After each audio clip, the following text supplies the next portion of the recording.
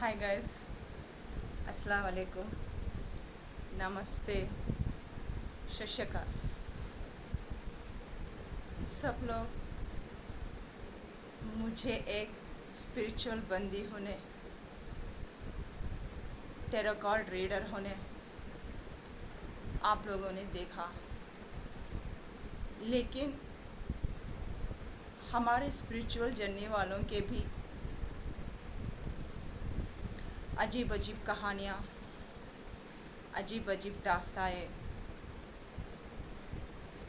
बहुत गुज़रती है। स्पिरिचुअल वालों की ज़िंदगी बहुत मुश्किल दौर से गुज़रती है। जब तक हम लेसन्स ना सीख ले, पाठ ना पढ़ ले, हम आपके जैसे लोगों को हील नहीं कर सकते। इसलिए स्पिरिचुअल सच्चे बंदे जो भी है, उन लोगों को खुदा ताला टास्क पे टास्क दिए जाता है ताकि हमारे जैसे बंदे जो इस समाज में अन्याय सहते हैं, जो आवाज़ नहीं उठा सकते हैं, जिनके आवाज़ बंद किए जाते हैं, स्पेशली औरतों के, उसमें विप्लव लाने की ज़रूरत है। उसमें से उस सोल को बाहर लाने की ज़रूरत है। उन लोगों को मोटिवेशंस की ज़रूरत है। उन लोगों में ताकत और हिम्मत भरने की, ये जो रस्म रिवाज है उसको काट फेंकने की बहुत ज़रूरत है। ऐसे जब समाज में चलता है, जब औरत कुचली जाती है, तो वहाँ आवाज़ उठाने के लिए खुदा ताला किसी ना किसी को पैदा करता है। किसी ना किसी वजह से एक विप्लव आता है, चाहे वो समाज सुधार में हो, चाहे वो मैरिटल लाइफ में हो, चाहे संघ सेवा में हो।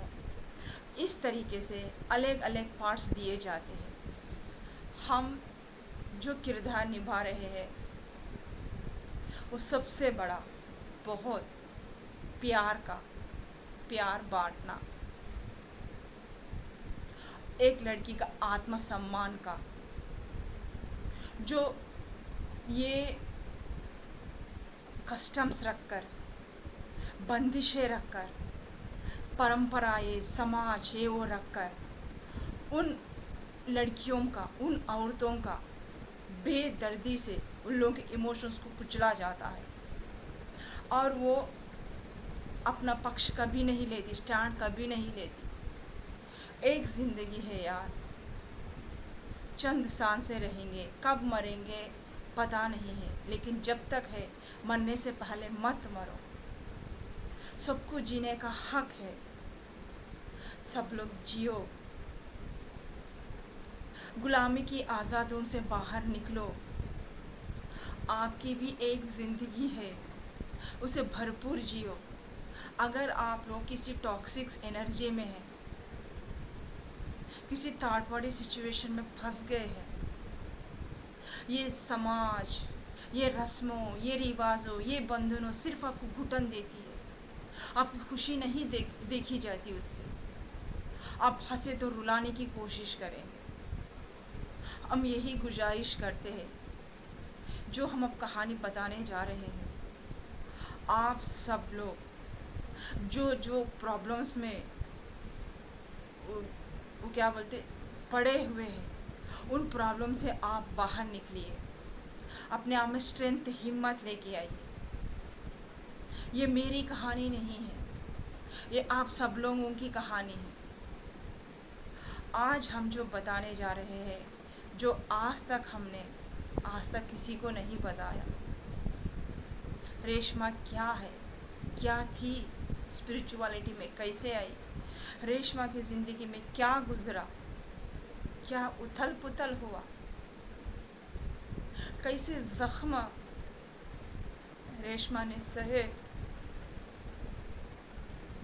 आज हम आप लोगों को बताएंगे। हम ये आपको ना भी बताए, हम अपनी खुशी देख सकते हैं, लेकिन मेरे जैसे लोग कितने बर्बाद हो रहे हैं। हम उन लोगों के लिए वीडियो निकाल रहे हैं ताकि आप लोगों को भी जीने का हक है। अपनी खुशियों को वापस लेके आइए, फिर से जिंदा दिल जिए, अपने खुशियों को छीनिए इस दरिंदगी समाज से, इस कस्टम से। ये जो समाज, झूठी खोखली समाज जो कस्टम्स बनाती है, जो आचार विचार बनाती है, जो ये रस्मों रिवाजों में डाल के औरत बच्चियों का दम घोट देते हैं, वो आवाज़ नहीं उठा सकते अपने खिलाफ। वो सच रहकर भी कितने लोगों की जिंदगियां बर्बाद हो गई। एक शोहर सही ना मिलने पर उन लोगों की कितनी जिंदगियां तबाह हो गई। कोई पीकर आके मारता, कोई थर्ड पार्टी सिचुएशन में रह के उसके स्वाभिमान को कुचल देता, कोई उसको जानवर के तरह पीड़ता और उसको रात में आके जानवर हैवान के तरह रेप करे जैसा सेक्सुअल हरकता करता। जब आपको ये सब पसंद नहीं है तो मेरी बहनों, मेरी सिस्टर्स, मत सहना, उससे बाहर निकलना। मेरी भी कुछ ऐसी दास्तां है यार, बोलेंगे तो ये एक अध्याय नहीं बराबर जाएगा। पता नहीं उसके लिए ये किताब ही लिखना पड़े। हम भी मासूम थे, हमारे आँखों में भी कई सपने थे, हम बहुत होशियार थे, बस अपनी धुन में जीने वाले थे। हमें पढ़ने का, लिखने का, डांस करने का, शायरी शेरो शायरी करने का हर एक में नंबर 1 थे। बचपन से हमने बहुत से भी ऐसे झेले,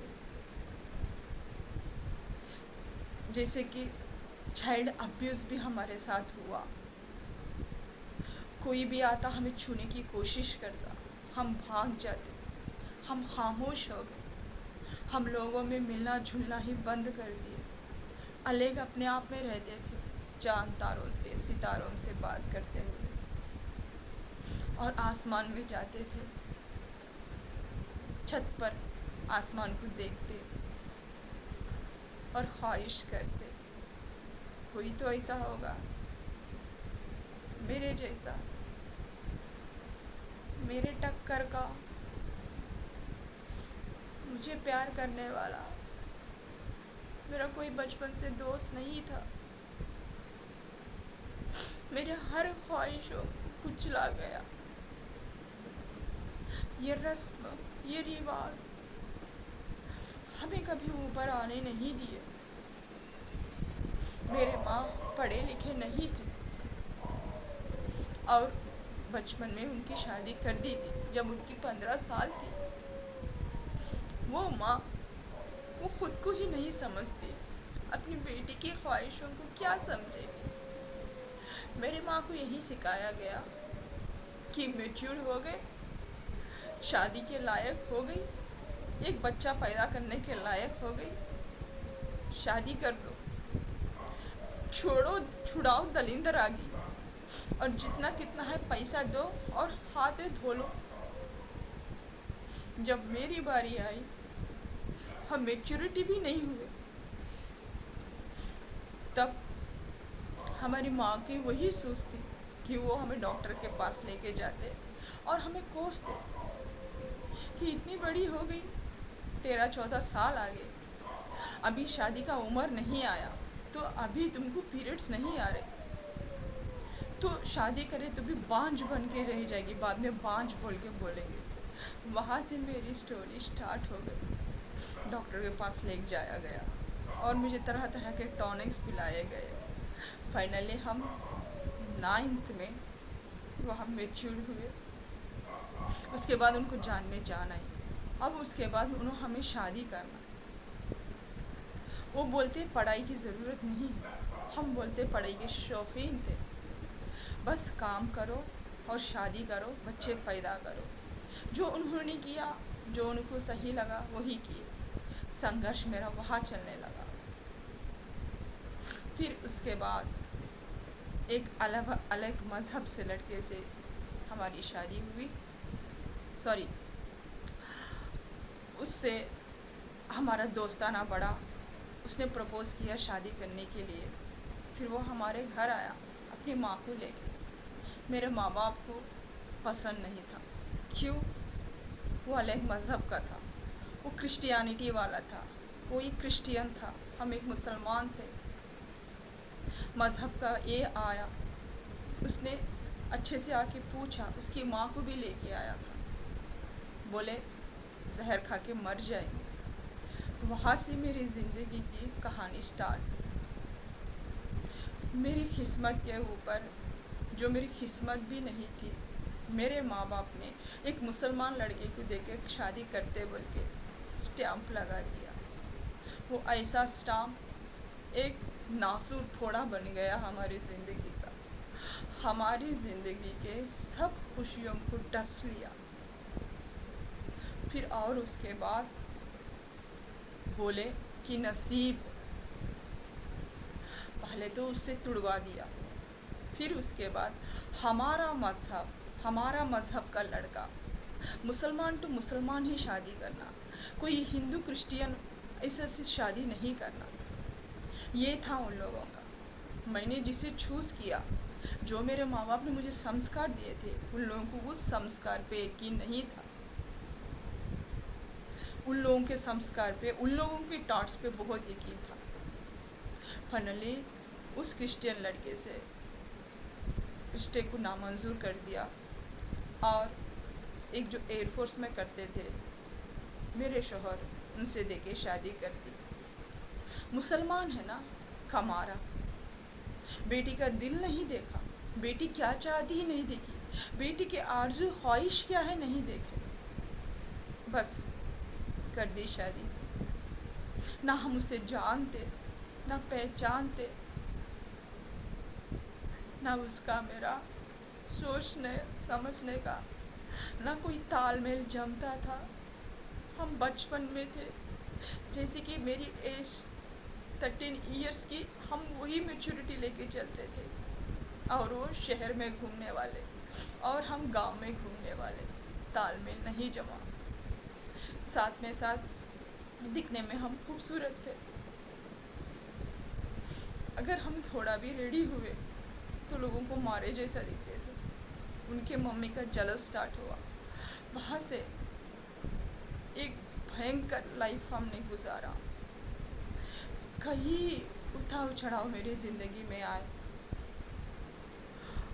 मौत भी अगर ये एक बार आए तो अच्छा रहता था। मैंने खबर में जितना मौत को, एक मुर्दे को सताया जाता है, मैंने बाहर मेरे ससुराल के घर में मैंने वो सब कुछ सहा। ये एक नरक कैसा रहता मैंने देखा। मेरे देवर से, मेरे सास से, मेरे शौहर से और मेरे शौहर के ख़ानदान के दादी से, ये सब मिलकर मेरा चीर हरण किया। ये लोग ने मुझे कहीं का नहीं छोड़ा। एक औरत है बोल के, एक लड़की है बोल के, उन लोगों में इतना भी रहम नहीं आया। खाने को खाना नहीं दिया, रहने के लिए छत नहीं था। जो मेरा कमरा था, मेरे कमरे से हकाल देते थे। हम जंगलों में कुत्तों के साथ, बिल्लियों के साथ, अगर नींद आएगी तो पेड़ के नीचे सो जाते थे। जान जवान लड़की थे हम। छत पे हमारा गुजारा होता था। अगर धूप आए तो बच बच कर छुप कर बैठ के रहते थे। खाने को नहीं बुलाते थे, खाने को नहीं देते थे। हम पेड़ के जाम, अमरूद जो भी है, आम पके हुए, उसको रख के खाते थे। मेरे को इतना भी हक नहीं देगा कि हमें पीरियड्स आए तो मेरे शौहर मेरे को पैम्पर, वो जो सैनिटरी नैपकिन्स ला के दे, उस पर झगड़ा। अगर मेरे शौहर ब्रा लेके आए तो उस पर झगड़ा। अगर शौहर मेरे कमरे में आए तो उस पर झगड़ा। वो आके बताते तुम क्या खूबसूरत हो, तुमसे तो मैं खूबसूरत हूँ, इस तरीके से। अगर पीरियड्स आ गए तो अगर हम अकेले बाहर जाना नहीं है, लेकिन वो डस्टबिन में भी डालना नहीं है। वो बोलते थे मेरे सासू माँ कि जब हम जाए तब हमें देना, हम वो पीरियड्स के पैड्स ले आके फेंकेंगे। हम उनको बोलते थे तो वो चोरी छुपी बदमाशी करके छुपाते थे, और जाते वक्त बोलते भी नहीं थे, चोरी छुपी चले जाते थे। जब जाके अम्मी आप, मैंने आपको कहा था ना ऐसा हाय बोलो बोल के, तो अब भूल गए तो क्या करते, रूम में जाके बैठ के क्या करोगे, टुकुर टुकुर देखते रहोगे, देखते रहना वॉचमैन की तरह। जब हम देखते रहते थे तब ला के देते, नहीं कचरा पूरा भर गया कल देंगे। फिर हम लाचारी से बाहर भी नहीं जा सकते, बाहर भी जाने नहीं देते थे। फिर उसको कैरी बैग में उठा के कोने में रखते थे। फिर वो मेरे सास बीच हॉल में ले के, देखो तुम्हारी बहू का क्या हाल है बोल के सैनिटरी नैपकिन्स खोल के बताते थे। हम शर्म से मर जाते थे। मेरे शोहर को बोलने के बाद बोलते थे ये तो नेचुरल है, तुम्हारे देवर को भी पता है, सबको भी पता है, तुम्हारे देवर तुम्हारे गर्लफ्रेंड्स को ये सैनिटरी नैपकिन्स देते ही रहता है, तुम फिक्र करने की ज़रूरत नहीं। और बात करें हमारी गलती रहे न या ना रहे, मेरे सासू माँ के पैर पकड़ के मुझे माफ़ी मांगना पड़ता था।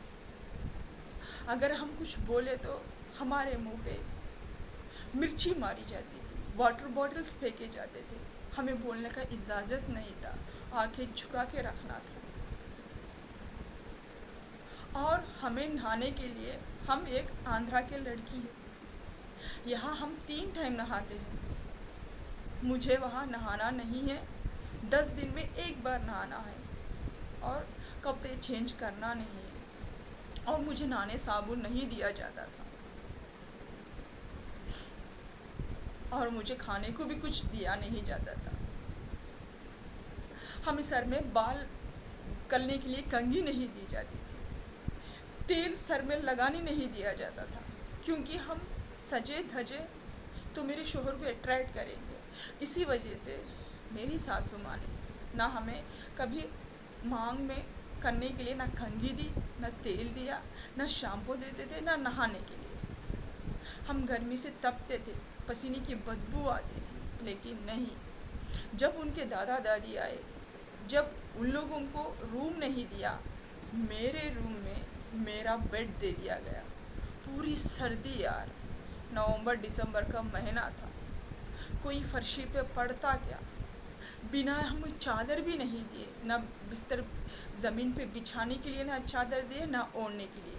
मेरे बेडरूम में मुझे ही इजाज़त नहीं थी सोने की, उसमें उनके दादा दादी का ये लगा दिया गया बिस्तर, और वो 2 बिस्तरों के बीच हम नीचे तपती सर्दी में पड़ के रहते थे, नींद नहीं आती थी, करवटें बदलते रहते थे, पूरी रात रोते रहते थे। देखो मेरे माँ बाप ने कितनी अच्छी नसीब चुनी मेरे लिए, कितने अच्छे शोहर को दे के किया, कमा रहा था ना, एयरफोर्स का था। जब भी कमरे में आते वो यही लड़ाया झगड़ा होते थे, और वो पलट के सो जाते थे, या तो उनके मम्मी के पास सो जाते थे, या तो मेरे चेहरे पे मेरी माँ का शक्ल दिखता था। उन्हें मेरी माँ की शक्ल से नफरत आ गई थी, और हमारा चेहरा देखकर भी उनको अपनी मेरी माँ दिखती थी। और मेरी सास सुबह के 6 बजे से लेकर रात के 1 बजे तक हमें किचन के बाहर खड़ा के रखते थे। मजाल कि हम ज़मीन पे बैठे तो हंगामा हो जाता था। जब मेरे ससुरा, मेरे फादर इन लॉ केवी के वो लाइब्रेरियन थे, तब जाते ऑफिस को, उसी दिन मेरी सास मेरे को घर से बाहर ढकेल देते थे। पूरा दोपहर, तपती दोपहर, पूरा दिन हम बाहर फिरते रहते थे। फिर उसके बाद जब मेरे ससुरा आने वाले थे, फादर इन लॉ, तब वो हमें घर में बुलाते थे, ताकि उन लोगों के दोनों के बीच में लड़ाई झगड़ा ना हो, क्योंकि मेरे फादर इन लॉ अगेंस्ट थे। उस घर में एक ही जना मेरे को सपोर्ट करता था कि उस बच्ची को सताओ मत, उस बच्ची की बद्दुआ मत लो। अगर तुम्हें पसंद नहीं तो भेज दो। मुन्नू, उसके ऊपर हाथ मत उठाओ, उसे ढकला मत करो, उसको तकलीफ मत दिया करो। वो तुम्हारी बीवी है, उससे प्यार किया करो। माँ के आगे मेरे शोहर का ये लफ्ज़ खुलता नहीं था, चाहे वो गलत हो चाहे वो सही हो। हमेशा उनका साथ देते थे, बोलते थे कि एक लड़की पूरे घर को ख़राब कर रही, एक लड़की पूरे घर को कमांडिंग लेने की कोशिश कर रही। और पीछे से मेरे सासू माँ आके बोलते थे, मैंने इससे इतने मुश्किल से सींचा, इतने मुश्किल से इस घर को बनाया कि इस घर बनाने में मुझे 30 साल लगे, और तुम लड़की 3 दिन में आके इस पूरे घर को कब्जा कर लोगी और इस घर के चाबियाँ तुम्हारे कमर में डोब के आराम से निकलोगी। ये मैं कभी होने नहीं दूँगी। ये मेरा घर है। तुम कुत्तिया हो, तुम कुत्ती हो, हमें ऐसा कहा जाता था। तुम भिखारी हो, मैं तुमको दे रही और तुम खा रही। ये मेरा घर है, मेरे भीख पे पल रही हो। ये एक बहू को बोलते, तुम मेरे भीख पे पल रही हो, तुम एक भिखारन हो, तुम एक भिखारन हो, तुम एक कुतिया हो, हमारे टुकड़ों पे पलने वाली हो। हम एक एक नहीं भूले यार, दिल में जलते अंगारे, खुशोलों को कोई नहीं बुझाया आज तक। जब मियाँ बीवी मिलने के बाद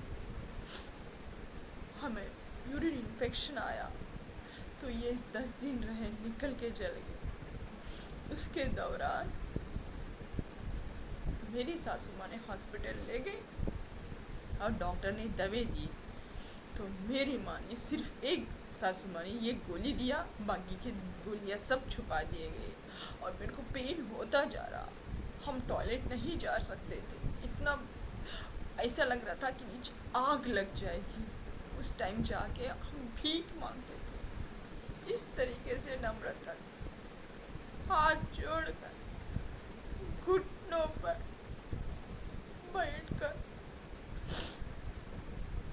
हम भीख मांगते थे। एक गोली दे दो प्लीज़, एक गोली दे दीजिए। हमें दुख रहा, हमें बर्दाश्त नहीं हो रहा, हमसे नहीं हो रहा है, हम गिड़गिड़ाते थे। तब उनको रहम आती थी और हमें गोली देते थे, तब हमें आराम मिलता था। इसी तरीके ने किया। अलग रहने पर भी बहुत टार्चरों के बाद ये मेरे पास नहीं सोते थे। आधी रात को मेरे को छोड़ दे के अपनी माँ बुलाते थे कि मेरे को सिर में दर्द है या मेरे को सीने में दुख रहा है, मुन्नू तुम आ जाओ। रात के 10 बजे अकेली औरत, जवान औरत, जंगल में जहाँ कोई भी नहीं है, हमें छोड़ देते और अपनी माँ के पास चले जाते। और सुबह जब 6 बजे आते, अपना यूनिफॉर्म पहनते और ऑफिस को चले जाते। सिर्फ दोपहर में खाने के लिए आते, मेरा चेहरा फिर लड़ते, तुम्हारी माँ की वजह से हुआ, तुम्हारी माँ की वजह से हमने अलग हो गया, तुम्हारी माँ की वजह से ऐसे किया बोल के। फिर शाम होते ही 5-6 बजे तकरीबन, या नहीं, खाना भी नहीं खाते थे। मॉम ने खाना बना दिया, मैं उधर जाके खा लूँगा, तुम खा लो बोलते थे। बस 9:30 को छूटे, फिर सुबह में बीवी मरी जी कुछ फ़र्क नहीं पड़ता। ना उनको मेरे पहनने का कपड़े का स्टाइल पसंद था, ना कलर्स पसंद थे, और मेरा ना खाना पसंद था। एक ही पैटर्न का बनता है, एक ही पैटर्न का बना रही हो, इसमें तुम्हारी माँ का टेस्ट आ रहा है, तुम्हारा खुद का क्रिएटिविटी क्या है। रात के 1-1 बजे तक हम किचन में रहते थे। ऐसा शौहर मिला था, बोलने गए तो बहुत था। फिर उसके बाद बात बात कर हमें टॉर्चर किया जाता था, दूसरी कोई है तो मर जाती, दूसरी कोई है तो शर्म से मर जाती। हम तुमको होना बोल के टॉर्चर कर रहे हैं, तुमको शर्म नहीं क्या? तुमको तुम्हारा सेल्फ रेस्पेक्ट नहीं है क्या? इस तरीके से मुझे दबाव डाले गए। तलाक देने पर इनको बहुत मजबूर करते थे, लेकिन ये बोलते थे कि एक मासूम की बद्दुआ लेनी नहीं चाहिए, मैं ये काम नहीं कर सकता। उन्होंने ज़िंदगी में पहले बार ये बात बोली थी, मेरे लिए स्टैंड लिया। और उनके माँ हमें प्रचलन कर दी थी, क्योंकि एक्चुअल प्रॉब्लम हमारा नहीं था, उनका था। वो हमारे करीब नहीं आते थे और उनको बच्चे नहीं चाहिए था। उसके बारे में भी बहुत झगड़ा होने लगा। अगर इधर मायके आने के बाद इधर शुरू, तुमको शादी करे, दलिंदरा की फिर से घर आ गई। मैं तुम्हारा पीछा छुड़ाना चाहा और तुम छूट ही नहीं हो, ये मेरी सगी माँ ने कहा था। मैं शादी करके इस दलिंदरा को छुड़ाना चाहती थी और आके घर में बैठ जा रही। यहाँ भी राहत नहीं है, यहाँ तो काम नहीं करी, जाके सास को काम कर रही, उसका चाट रही, दिन रात उसको ही करोगी, या माँ के पास नहीं करी। ऐसे मेरे माँ के पास भी बातें सुनने को मिले। मैं बहुत बहुत कुछ। और जो मेरे रिश्तेदार, मेरे खाला ये सब लोग हैं, घर को आने मत देना, इस बच्चलन को घर को आने मत देना, ये गोड्रालू है, ये बांझ है, ये बांझ को क्यों आने दे रहे? अम्मी ये लोग ऐसा बोलते, उन लोगों को बोलने का हक है। बांझ ही है तो, अगर तुम्हें बच्चे नहीं पैदा होते हैं तो डॉक्टर के पास जाओ। और तब मेरे शोहर अतीक के पास जाके रोते थे, गिड़गिड़ाते थे, पैर पड़ते थे। तो क्या बोलते थे पता है? मेरे पैर पड़ो, मैं जैसा बोलता वैसा करो, मुझे ऐसा पसंद नहीं है, मुझे वैसा पसंद है। तुम्हें बच्चा चाहिए ना, मेरा प्रॉब्लम नहीं है, मुझे बच्चे नहीं चाहिए, तुमको चाहिए बच्चे, तो मुझे खुश करो। क्या खुश करो? एक पत्नी क्या खुश कर सकती है? क्या बाजारू औरत बन जाओ, कपड़े पुड़े निकाल के नाचो, या जिस एंगल में आप मेरे को सोने के लिए कहते हैं वैसा सो? यहाँ आपको कहाँ चुम्मा चुप्पी, कहाँ चाटना बोलते हैं वह चाटो। मैं बीवी हूँ या कोई बाजारू औरत जो आप मेरे इस तरीक़े से कहते हैं? मेरे को आप एक प्रेग्नेंट करने के लिए, एक बच्चा करने के लिए आते, मुझे आपको अपने सेल्फ रिस्पेक्ट को मानना पड़ा, मुझे आपके पैरों को छूना पड़ा, मुझे आपके पैरों के सामने गिड़गिड़ाना पड़ा। हम अपने अम्मी के घर नहीं जाते, मेरे अम्मी टॉर्चर करते हैं, ऐसी से बातें बोलते हैं सब लोग। महीना महीना यहाँ एक महीना वहाँ एक महीना टॉर्चर हो गया। ऐसा दलिंद्रा ये घर पे आके बैठ जाती है, बोलते हैं आप मुंह छुड़ा देते, या तो आप घर में की चीज़ें तोड़म फोड़म करते थे, या तो गड़बड़ करते थे, या तो हाथ उठाते थे, ज़बरदस्ती करते थे कि हम चले जाए आपके पास से। याद है अतीक या भूल गए? बोलो, कब निभाया आपने मेरे साथ पति का रिश्ता? जब लोग हमें आपकी एक मिस्ट्रेस के नाच देखते थे, करते थे, तो आप क्या कहते थे? तुम्हारी माँ की वजह से हुआ, तुम्हारी माँ को मेरा पैर पड़ो बोलो, तुम्हारी माँ को परखती बोली ना, और परखो बोलो, और उसका परखना नहीं हुआ।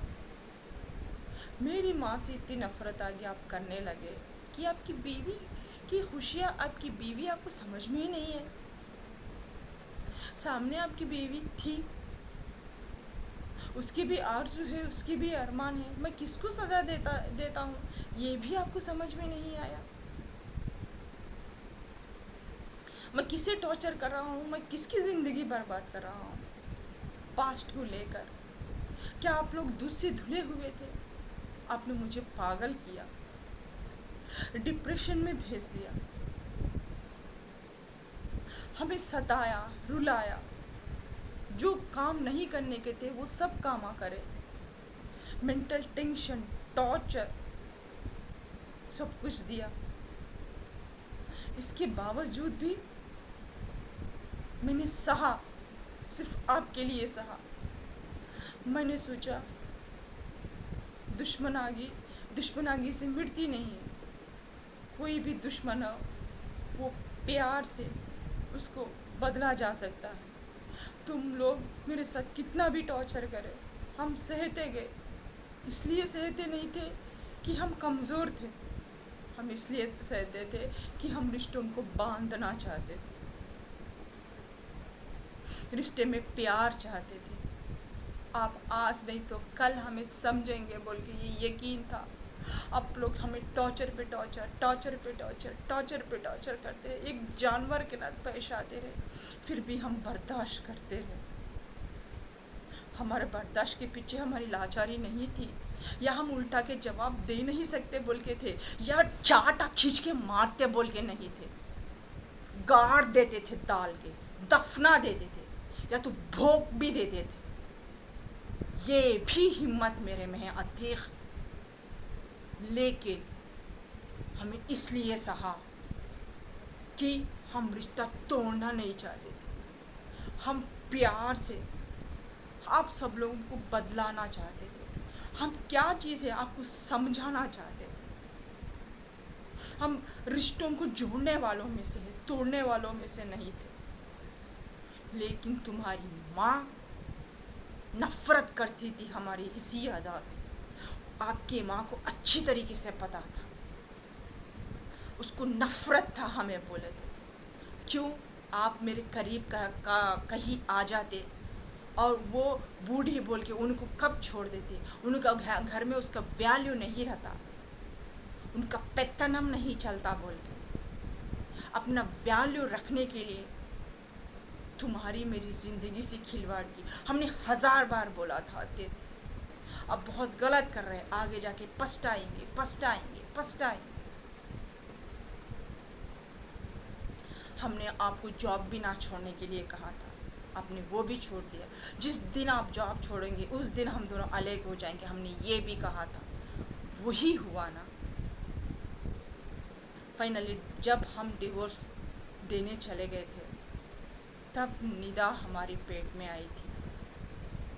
उसके बाद हम आज से 10 साल तक आपके मेरे बीच में कोई रिलेशनशिप नहीं, फिजिकल ना पहले कभी था। मुश्किल से कितने बार हम दोनों मिले अतीक, फिजिकल रिलेशनशिप हमने कितने बार बनाया हमें तो याद नहीं है। हमें वो मंजर, वो सब कुछ भी याद नहीं है जो आपके साथ हमने पल बिताए। एक मियाँ बीवी का, शोहर का वो प्यार क्या होता है हमें मालूम। एक मियाँ बीवी के बीच में क्या बंधन रहता है, वो क्या करते हैं बेडरूम में, वो नहीं मालूम।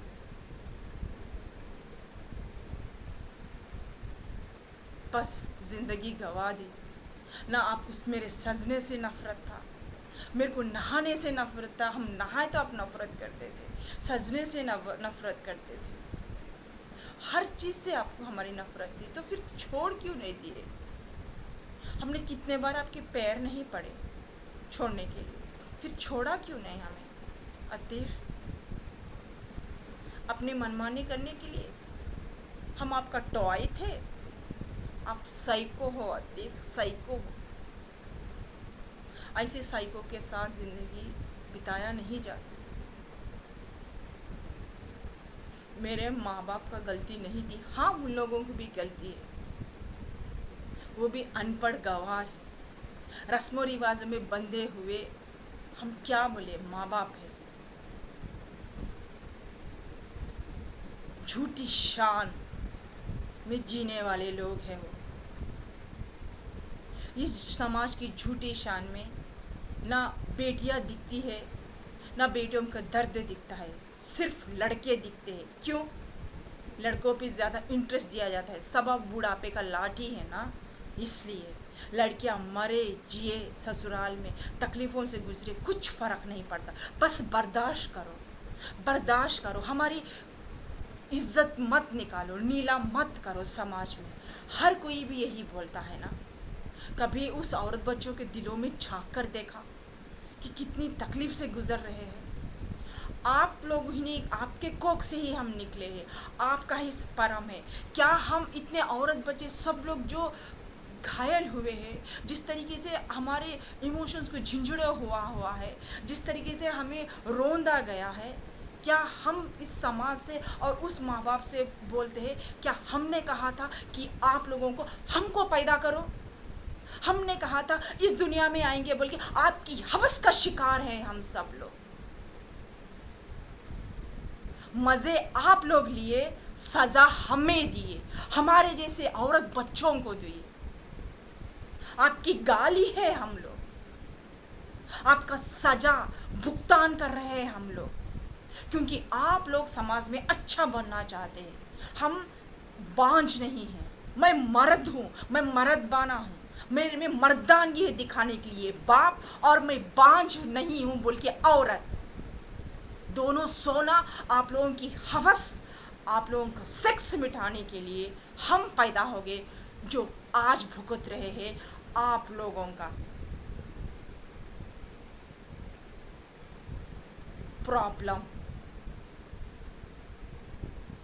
हम दलिंदरागी नहीं हैं,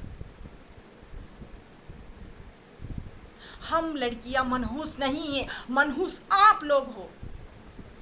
अपनी इच्छाओं के लिए, अपनी मर्जी के लिए, अपनी शिक्षुवालाटी के लिए, या मैं मर्द हूँ या मैं औरत हूँ करके समाज को दिखाने के लिए सिर्फ पैदा किया है। यह प्यार से पैदा नहीं किए। लस्टे वासना, कामा वासना का चीज है हम लोग। इसीलिए औरत बच्चे बोले तो आजकल के माँ बाप को मोहब्बत आगी नहीं है। अरे तुम लोग क्या जानो बच्चे क्या होते हैं?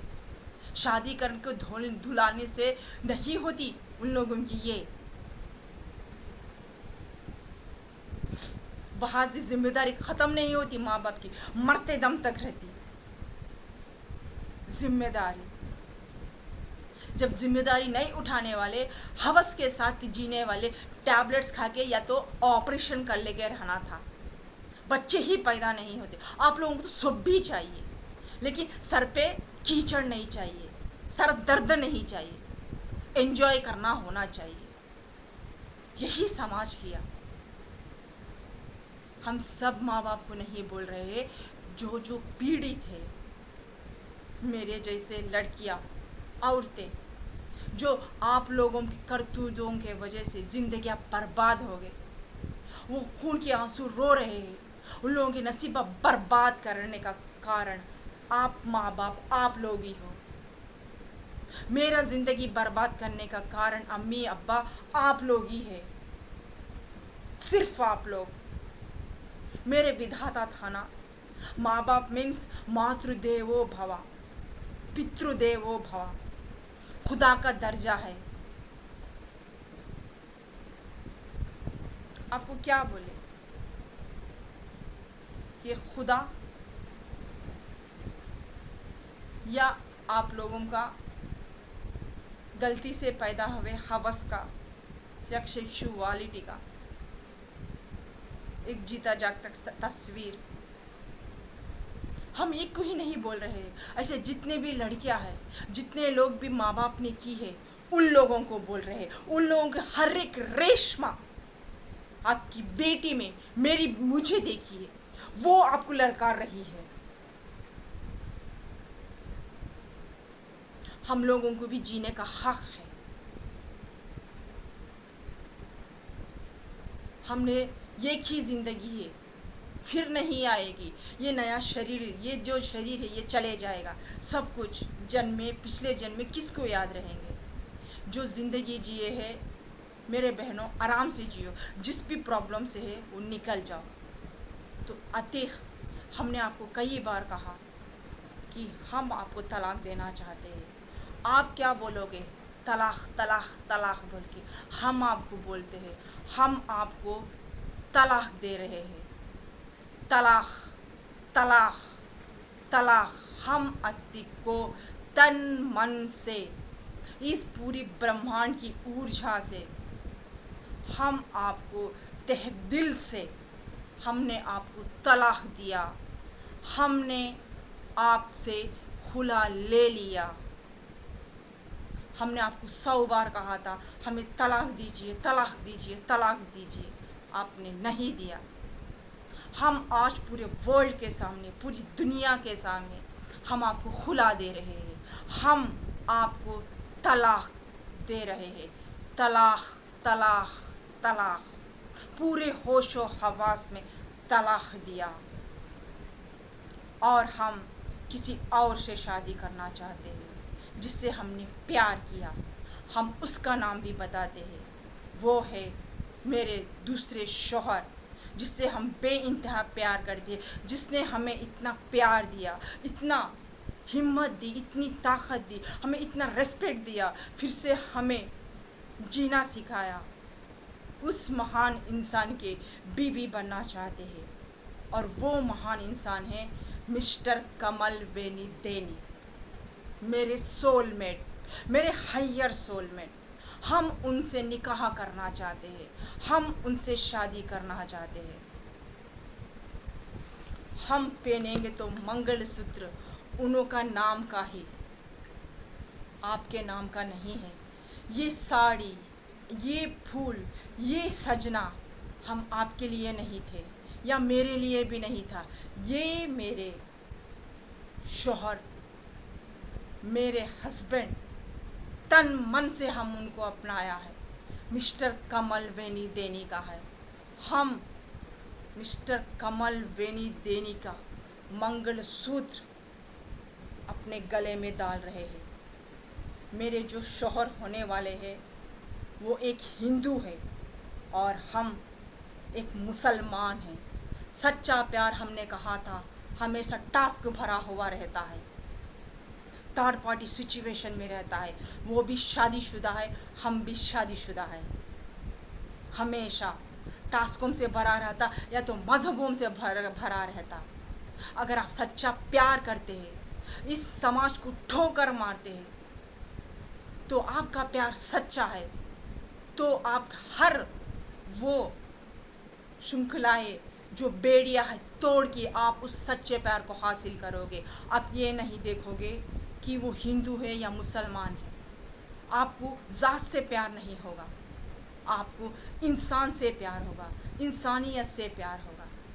मुझे कमल वेनी देनी से प्यार है, उनके मज़हब से नहीं। और कमल वेनी देनी, हम मुसलमान हैं तो हम मुसलमान ही रहेंगे, हम हिंदू में कभी कन्वर्ट नहीं होंगे, क्योंकि हमने आपसे प्यार किया है, आपके मज़हब से नहीं।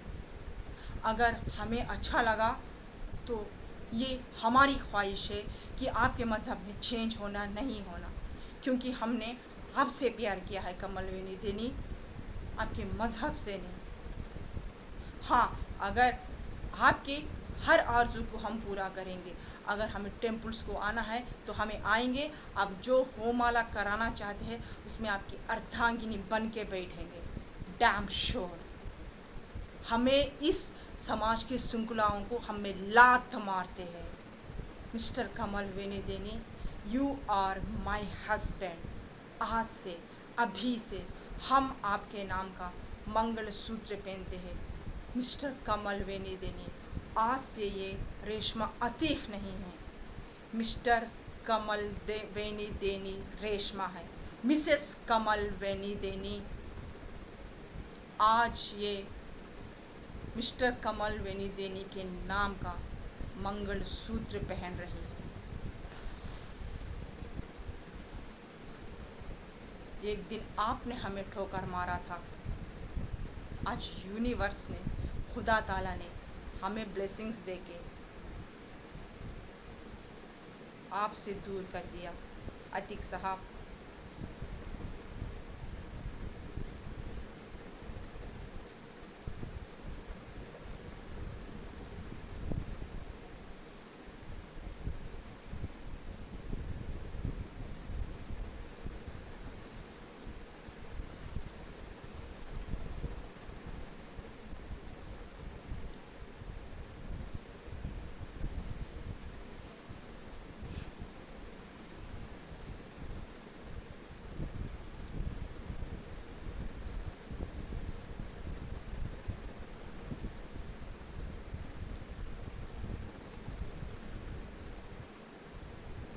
कमल बनी देनी। अस्सलाम वालेकुम। निकाह हमारा कबूल करिए। मेरे माँ बाप ने नहीं किया, हम खुद अपनी मर्ज़ी से आपको चूज़ किया। ये मेरा राइट है। हम जो जिसको पसंद है हम पसंद कर सकते हैं।